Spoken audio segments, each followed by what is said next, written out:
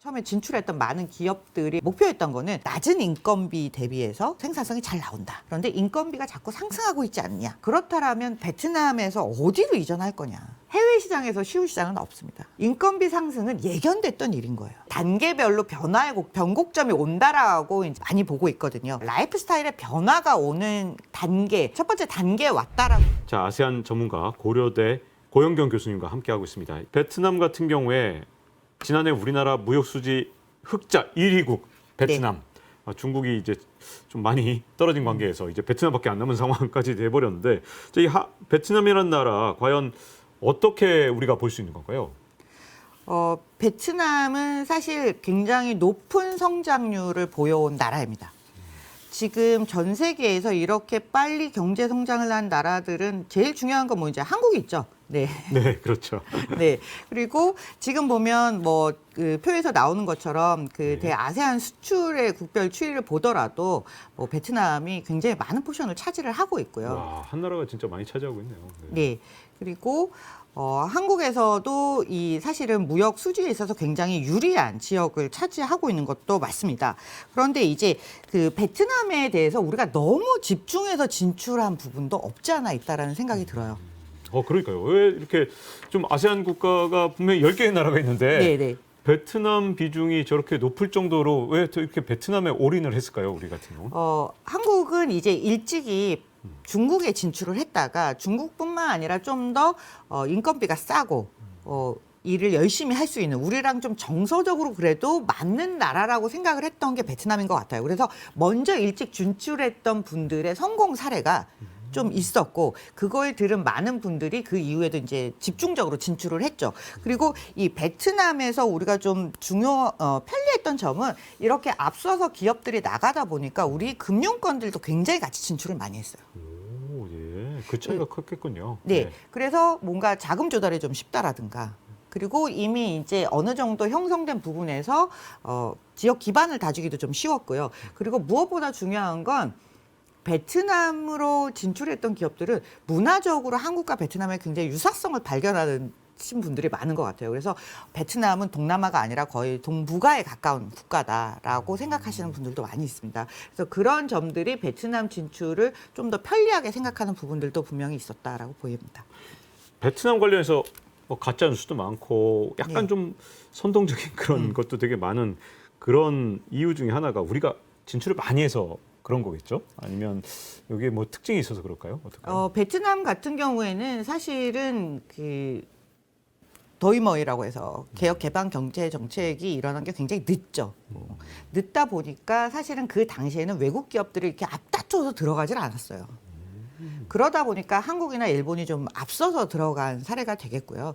그리고 한국 기업들이 워낙 투자를 공격적으로 많이 하면서 이제 상황이 좋아졌던 부분들이 분명히 있는 거죠. 그리고 가장 중요한 점 중에 하나는 삼성전자가 대규모로 투자를 하면서 베트남이 한국을 바라보는 시야 그리고 한국의 투자에 있어서 이제 편의를 제공하는 부분들 그런 부분들이 굉장히 늘어났던 것도 사실입니다. 그러면 이제 베트남에 어쨌든 진출을 해서 우리가 유리했던 측면 그리고 어려웠던 측면 이런 것들이 있을 텐데 어떻게 보시나요? 유리했던 측면은 아까 말씀드린 대로 이제 많은 대기업들이 집중적인 투자를 하면서 우리가 누적 투자의 1위를 달성을 했고 그러다 보니까 베트남도 우리를 굉장히 한국 기업들에 대해서 우호적인 자세를 취할 수밖에 없었죠. 한때 삼성전자가 베트남 전체 수출의 뭐 20% 이상을 담당을 했으니까요. 그러다 보니까 우리가 양측에서 서로를 필요로 하는 관계이고 경제 협력이 굉장히 강화된 부분은 틀림이 없지만 또 하나 문제는 너무 베트남에 집중을 하다 보니까 다른 아세안 국가들 왜 우리한테는 투자를 안 하냐. 이런 그 볼멘소들이 굉장히 나온 점도 많이 있었고요. 그리고 한국은 베트남을 굉장히 다른 아세안의 다른 국가는 다른 존재로 여겨요. 아까 우리가 말씀드린 대로 베트남은 동남아보다는 동북아에 가깝다라고 말씀을 드렸잖아요. 그러다 보니까 우리하고 뭐 교육열도 높고 뭐 열심히 일하고 뭐 셈도 빠르고 뭐 우리가 할 수 있는 굉장히 좋은 인재에 있어서 좋은 부분들에 대한 칭찬이 많이 나왔던 것 같아요. 그렇게 베트남을 바라보는 것은 저는 좋은 의미라고 생각을 하지만 베트남에 너무 집중을 하다 보니까 다른 지역을 보는 눈이 별로 없어졌어요. 네. 자, 그러면 베트남은 정말 중국을 대체할 만한 나라로서 우리한테 아주 큰 가치를 계속 갖는 건지 이미 엄청나게 들어가 있는데 네. 여기서 더 어떻게 뭐 어쩌라는 거야 이런 상황인지 이게 좀 궁금해지는데요. 지금 한국의 해외 투자 그래프를 보여드리고 있는 건데요. 아세안 투자가 미국 다음으로 많습니다. 네. 근데 미국과 아세안의 차이가 굉장히 많이 나죠. 네. 그만큼 우리가 뭐 반도체부터 시작해서 배터리 이런 부분들이 대규모 설비가 워낙 미국으로 많이 들어갔기 때문에 투자 사이가 엄청나게 많지만 일본이나 뭐 인도하고는 뭐 비교도 할 수 없이 아세안에 투자를 많이 했어요. 그리고 옆에를 보시면 아세안 각국의 투자를 제가 보여드리는 거예요. 이 대아세안 투자의 상당 부분이 어디서 이 상승폭이 이어져 왔냐 하면 베트남에 대한 투자인 거예요. 네. 그러니까 베트남 투자와 다른 국가 투자 사이에 굉장히 갭이 많이 벌어져 있는데 인도네시아하고 베트남 사이에도 굉장히 차이가 많이 있습니다. 근데 저 중간에 이제 그린색, 예, 올리브색이라고 해야 되나요? 예, 싱가포르예요. 네. 지금은 일시적으로 싱가포르에 대한 투자가 많아졌고요. 네. 그래도 많이 내려갔죠. 많이 내려갔네요. 예, 그러니까 그만큼 베트남에 대한 집중적인 투자가 갔다가 네. 지금은 약간 소강 상태를 또 보이고 있는 측면이 약간 있습니다. 와, 이게 그러니까 갈 기업들은 제조업은 많이 간 거예요. 그래서 무슨 얘기가 있었냐면 네. 중소기업, 뭐 우리가 대기업만 있는 게 아니잖아요. 중소기업들도 굉장히 많이 진출했습니다. 그래서 중소기업 사장님들 사이에서는 너는 아직도 베트남에 법인이 없니? 네. 한때 그런 소문이 돌아서 그렇게 만남의 장을 열고 오면 야 빨리 베트남 법인 내야 된다 알아봐라 뭐 이런 오더가 떨어지기도 했다라는 우스갯소리가 있을 정도로 정말 가열차게 베트남으로 진출을 많이 하셨습니다. 2000년 초반에 제가 중국 취재 갈 때 그 네. 얘기 정말 많이 들었거든요. 너 아직도 중국에 법인 없니? 네, 근데 지금 똑같은 베트남이 거예요. 똑같이 됐네요. 네. 근데 이제 중국 진출할 때도 제가 그때 다큐멘터리 만들었을 때 이런 내용이 좀 있었어요. 제가 만든 거에 뭐냐면 아니 중국에 중간재만 수출할 거냐 영원히. 네. 아니 이거 소비시장은 왜 이거 이렇게 넓은 소비시장을 그냥 놔두지? 이런 좀 답답함이 있었거든요. 근데 베트남도 지금 옛날에 중국 진출했을 때처럼 그냥 뭐 중간재라든가 아니면 생산 기지로만 쓰고 있는 건지 이 중국에서의 교훈을 좀 얻어서 이제는 진짜 소비 시장도 진출하고 서비스업도 들어가는 건지 이게 좀 궁금해지는데요.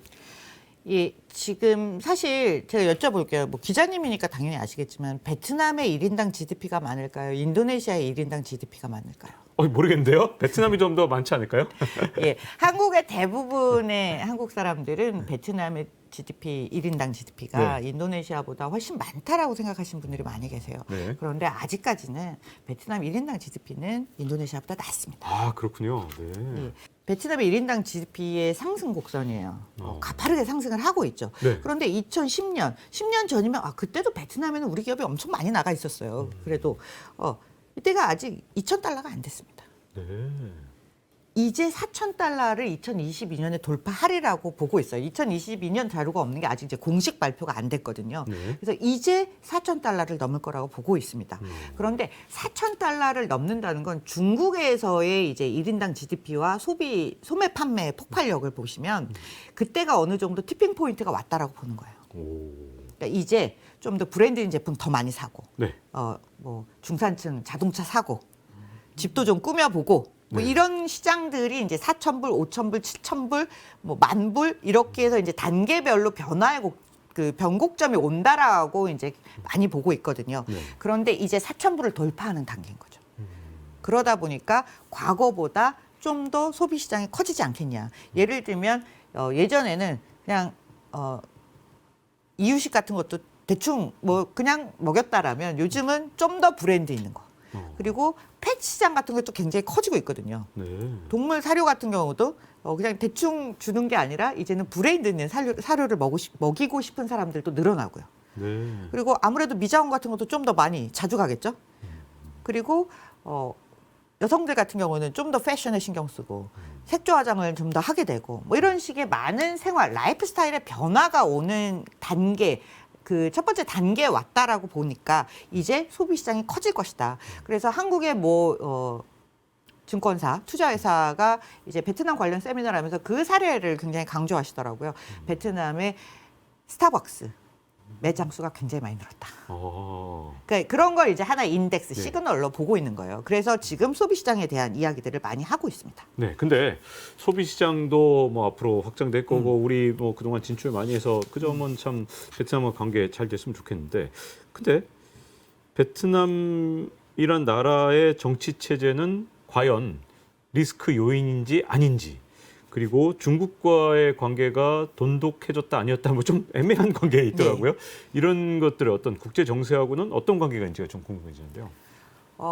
국제 정세 자체가 좀 안 좋거나 아니면 미중 갈등이 사실 격화되면서 가장 수혜를 본 지역이 아세안이라고 많이 이야기하고요. 그 중에서도 가장 혜택을 받았다. 예, 본의 아니게 혜택을 받았다라고 할 수 있는 나라가 베트남인 것 같습니다. 근데 이 베트남의 특징은 사실 다른 아세안 국가들하고 비슷해요.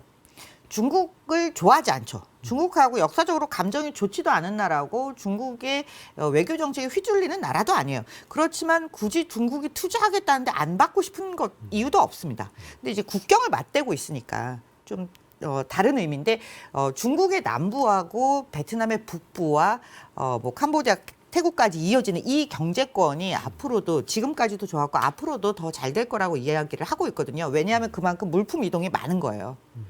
그렇군요. 베트남에서만 베트남 수출하기 위해서 베트남에서만 생산된 것만 가지고는 수출이 안 돼요. 우리나라에서 다 뭐 핸드폰을 만들기 위해서라도 보내줘야 되는 중간재들이 많이 있는데 그거와 비슷하게 베트남에서 중국에서 들어오는 것도 많거든요. 그러니까 이 둘 사이의 경제적인 친밀도, 뭐 연관성이라고 하는 게 더 맞겠네요. 경제적인 연관성이 높아지면 높아지지 줄어들진 않습니다.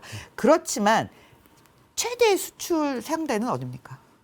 뭐 미국이죠. 미국에서, 당연히 네. 미국이죠. 네. 네, 당연히 미국이기 때문에 미국하고의 관계도 굉장히 중요한 거예요.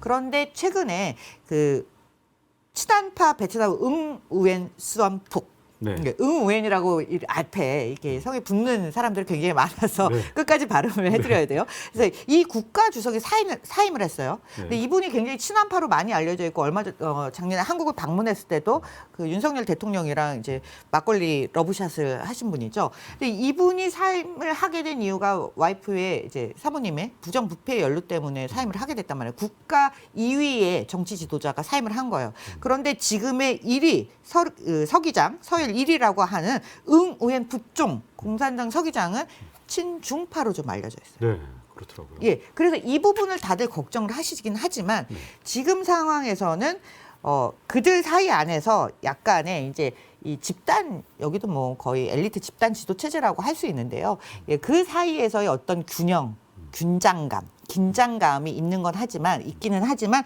어느 한쪽으로 완전히 치우치는 일은 절대로 일어나지 않을 겁니다. 네. 어쨌든 우리가 이제 베트남에 워낙 진출을 많이 하다 보니까 일어난 일인 것 같긴 한데 대기업조차도 진출했다가 실패했다, 쓴맛을 봤다 이런 얘기도 있고 베트남 그거 그냥 쉽게 투자하면 안 돼, 뭐 출구 전략도 준비하고 가야 된다니까 이런 얘기도 좀 많아요. 자, 어떤 부분을 좀 조심해서 또 어떤 부분은 또 꼭 취해야 되는 그런 부분이 있다면 어떤 게 있을까요? 아까도 말씀을 드렸지만 이전에도 제가 말씀을 드렸지만 베트남에서 무엇을 얻고자 하느냐에 따라서 방향성은 달라질 수밖에 없다고 생각을 합니다. 내가 가져간 물건을 거기서 다 팔 거냐, 나는 생산해서 수출을 할 거냐, 아니면 생산도 하고 거기서 판매도 하고 인근 지역을 뭐 찾아갈 거냐, 이런 목적에 따라서 전략은 당연히 달라질 수밖에 없어요. 그런데 처음에 처음에 진출했던 많은 기업들이 원래 노리고 있었던 그 뭐 목표였던 거는 낮은 인건비 대비해서 생산성이 잘 나온다. 그런데 인건비가 자꾸 상승하고 있지 않냐. 이런 이야기들을 굉장히 많이 하시는데요. 그렇다면 베트남에서 어디로 이전할 거냐. 많은 분들이 사실은 당시에는 미얀마를 그 다음 지역으로 생각을 하셨는데 미얀마를 진출하기가 어려운 상황이 됐습니다. 그러면 이제 캄보디아나 이 인근 지역으로 가야 되는데 캄보디아 같은 경우에는 아직 좀 생산성이 낮다라고 이야기들을 하고 계세요. 그러니까 중요한 건 내가 내일 당장 기업을 옮길 게 아니라면 인근 지역을 충분히 활용할 수 있어야 되거나 아니면 베트남 안에서도 지역별로 이제 임금의 차등이 있거든요. 그래서 다른 쪽으로 이동을 하거나 아니면 더 고급화 가치를 생각을 하거나 그렇게 하면서 경제 상황의 변화에 따라서 민첩하게 대응하는 방식밖에는 사실 없다라는 생각이 좀 들고요. 그리고 이게 너무 제가 남의 일이라고 쉽게 얘기하는 거 아니냐. 이게 뭐 쉬운 일로 보이냐. 그런데 해외 시장에서 쉬운 시장은 없습니다. 예, 인건비 상승은 예견됐던 일인 거예요. 국민 소득이 높아지고 생산성도 높아지고 당연히 임금 상승이 있으리라고 예상을 하면서 진출을 할 수밖에 없었던 거고요. 그러니까 그 과정 속에서 생산성을 높이고 코스트를 다운시키는 다양한 방법들을 결국은 강구할 수밖에 없고 그리고 인근 지역을 활용하는 리저널 밸류 체인을 활용하는 방법이 지금은 가장 중요한 게 아닌가 싶습니다. 캄보디아 같은 경우는 아직도 사실 인건비가 굉장히 낮은 상황이 있거든요. 그런데 지금은 아직 산업의 기반이 많이 갖춰진 상태는 아니에요. 네. 그러니까 단계별로 인근 지역을 활용하는 방안들을 지금은 좀 도모해야 될 때가 아닌가 싶습니다. 이 기회를 꼭 잡아서 네. 우리가 또 한번 우리 경제에 큰 보탬이 되는 그런 기회로 삼았으면 좋겠다는 생각이 드는데요. 자, 이렇게 베트남과 그리고 인도네시아에 대해서 집중적으로 알아보는 시간을 가졌습니다. 아세안 전문가인 고영경 교수님과 함께했습니다. 이렇게 나와주셔서 감사드립니다. 네, 감사합니다. 자, 박종의 경제한방 이제 마칠 시간이 됐고요. 다음 시간에 찾아뵙겠습니다. 감사합니다.